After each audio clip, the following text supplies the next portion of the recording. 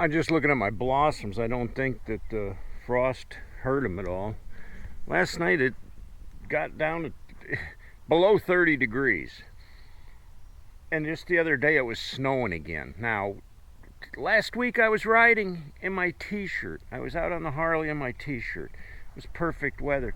Then we went back to winter again.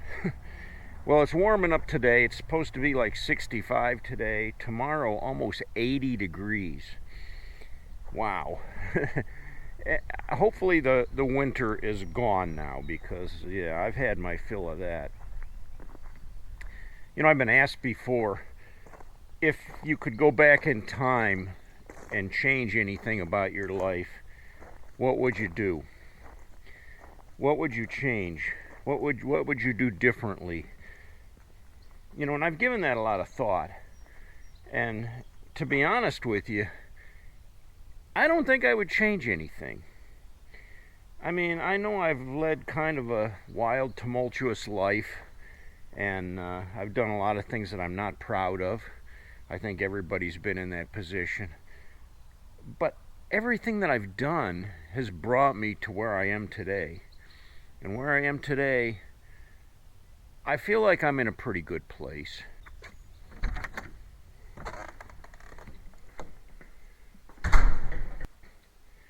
You know, going back to my youth, in my first marriage, I was a drinker. I drank a lot of beer. I consumed a lot of beer. Well, I would drink other drinks too, you know, if we were out at the club or something, but beer was my main choice, and I could drink a 12-pack easily in an evening, just killing one right after the other. Go to bed, wake up, and the next day I would do the same thing again. Sometimes I would even drink while I was at work, which wasn't a good thing. So I would say I pretty much had a problem, but at the time it wasn't a problem to me. I enjoyed doing it, and I looked at it that way, like, I don't think it's a problem. I'm loving it. I like it. I would drink in the evenings after my kids went to bed. I was never really drinking a lot around my children, but once my kids were put to bed, then I would start drinking, and I would drink, you know, up till midnight or past midnight, sometimes 1, 2 in the morning, whenever the beer was gone. If I ran out of beer, wasn't uncommon for me to take off and go down to the drive-thru and get some more and come home. Then what I would do, which I'm not real proud of, but, you know, you don't think real clearly when you're inebriated. You know, my wife would say, I'm tired, I want to go to bed. I'd say, all right, you know, you go ahead and go to bed. I'll be up, and I'm just going to finish this beer, and I'll be right up. Well, I'd finish that beer, and then I'd have another beer. And I chain smoked, too, while I was drinking. And once everything was quiet and I knew everybody was sound asleep, I would sneak out the door, get my bike, and push it down the driveway, and there was a hill there on the street. I would get rolling down the hill, and I would bump start it in gear, and whoa, and I would take off, and I would go to the local bar. It was like what they call like a thrash bar, like a college bar. Loud booming music, huge speakers, you know, and everybody was just pouring down the suds. There was a back alley to the bar. We'd all park our bikes, line up behind in the alley there. And you could go hang out in the alley and smoke a joint or whatever, and then go back in the bar. And I would stay until the bar closed, and then I would get on my bike, ride back home, get going pretty fast down the street, turn it off, and coast right into the driveway, park it, sneak back in the house, and ever so quietly slide into bed. And my wife never was the wiser, at least I don't think she was. Because she never really said anything, so I assumed I got away with it. And I didn't do that a lot, but I did do that. When I moved out here to the country, though, we started going to the biker bar, which, you know, about 3 miles down the road. And I was accepted there right away. I made my parking spot right in front of the front door. I mean, I was a regular there. I went there all the time. And most of the people in the biker bar were regulars. They were the same people. It was like family. When you went in there, you knew everybody in the bar. Now, that didn't mean a stranger couldn't walk in there. I mean, you could walk in there and nobody would bother you, nobody would hassle you, nobody would ask you what your business was. As long as you didn't start any trouble, nobody cared. Join the crowd, the more the merrier. And that was kind of the way things went. Now, the bar used to be, this biker bar used to be a real trash bar. If you wanted to drink and fight, that was the place to go because there was always fights there almost every night. And, it was pretty well known for that. Well, the owner bought it, that bought it to make it into a biker bar. He got rid of all the trash. He didn't want any of that fighting business. He cleaned the place up. If you were causing trouble, you were kicked out the door. He was just a small little guy, old man, wore one of those derby hats, but he ran a tight ship. You couldn't get away with a whole lot in there without him getting in your face about it. So he didn't put up with any fighting or any real raucous behavior. He didn't want his bar busted up. He just wanted bikers to go in there and have a good time. And that's basically what we did. Right away, I got inducted into the Cats Club, so we rode to Washington, D.C., we rode to the East Coast, we rode out west, we rode to Sturgis.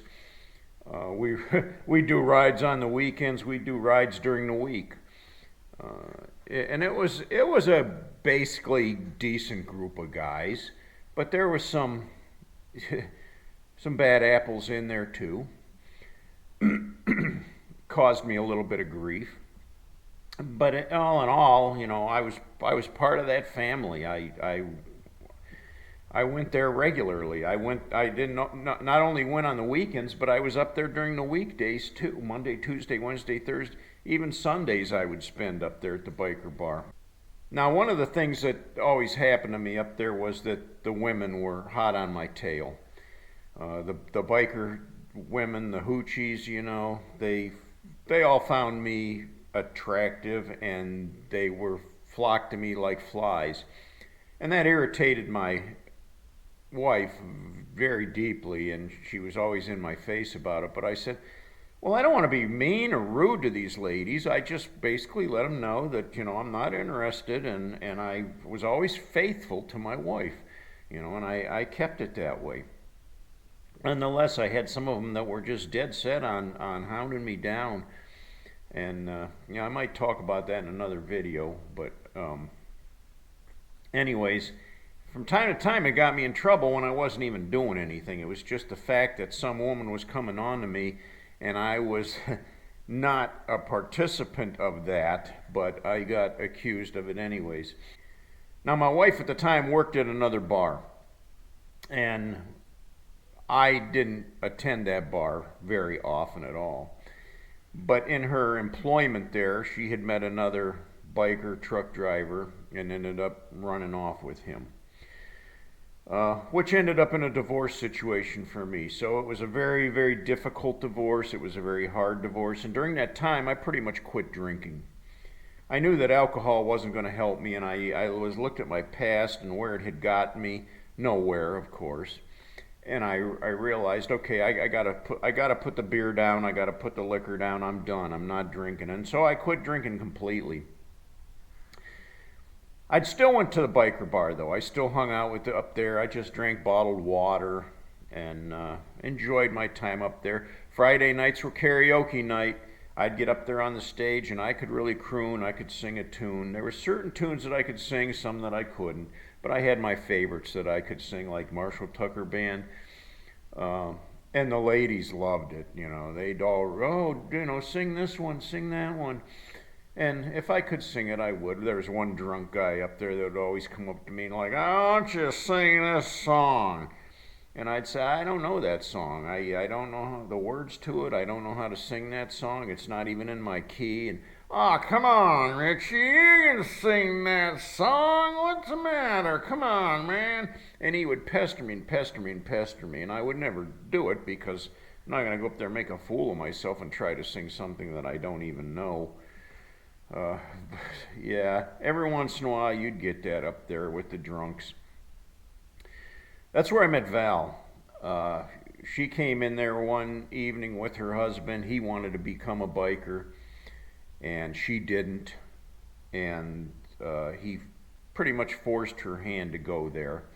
And I got to be acquainted with them. I got to know them as a couple.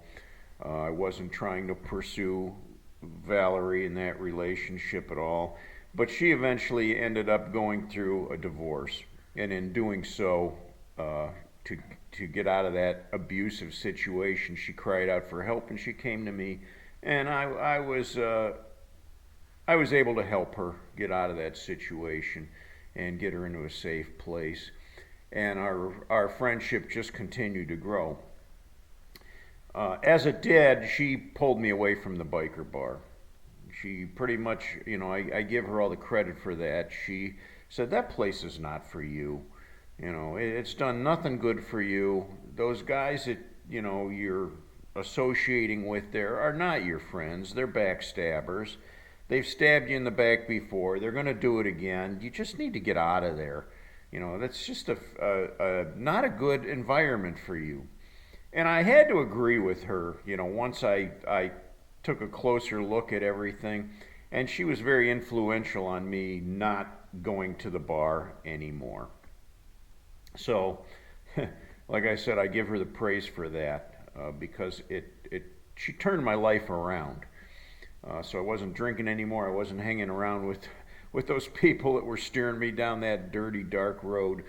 And things really improved and got better in my life. So when I look back, you ask, would I change anything? Even though I look back at those times and I remember, the good, the bad, and the ugly. I remember times where I don't even remember what I did. I was blacked out and people told me what I did and I was ashamed for it.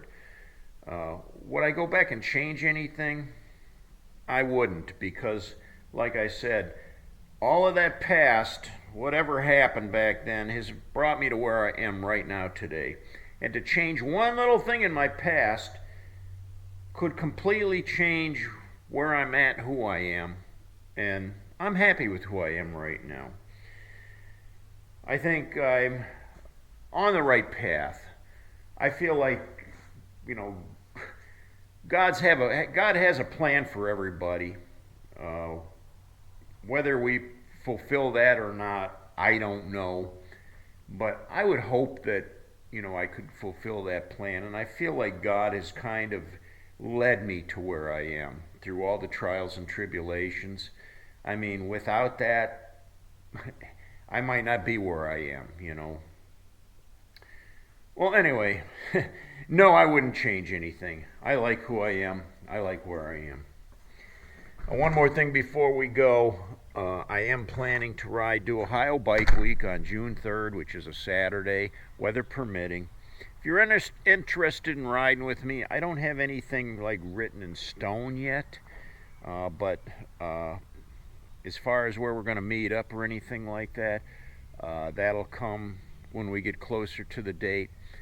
If you want to ride with me, let me know. You can send me an email. My email link is on my channel on the About tab.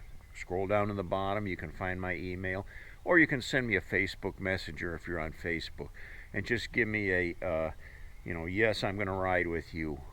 And that way I'll be able to get back details, because I'm not going to give you details on the comments page so that everybody in the world can see. This is just more personal. Alright, cats, well, thanks for hanging with me today.